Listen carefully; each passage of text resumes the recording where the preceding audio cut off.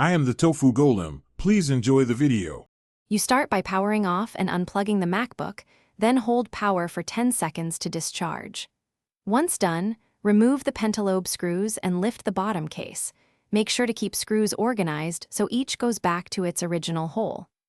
Next, disconnect the internal battery with a spudger to avoid shorts and ground yourself with an ESD strap. These first steps protect circuits and let you access the display hinge area safely before moving to the screen assembly. Once the battery is isolated, open the MacBook enough to expose hinge screws and have someone support the lid to prevent dropping. Loosen hinge screws gradually. Back them out in stages so the display moves evenly. Use plastic picks to pry the bezel free.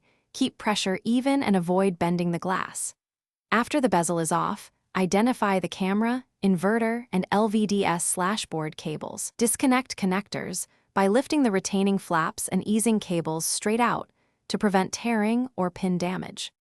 Place the new LCD into the frame and align hinge posts before seating screws. Hand tighten first, then torque them evenly. Once the panel is secure, reconnect all display and camera connectors, close retaining flaps, and replace the bezel so clips snap in.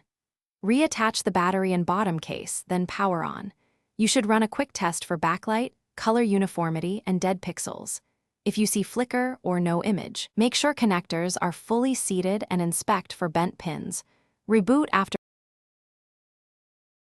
Thanks for watching. Consider subscribing if we helped you today.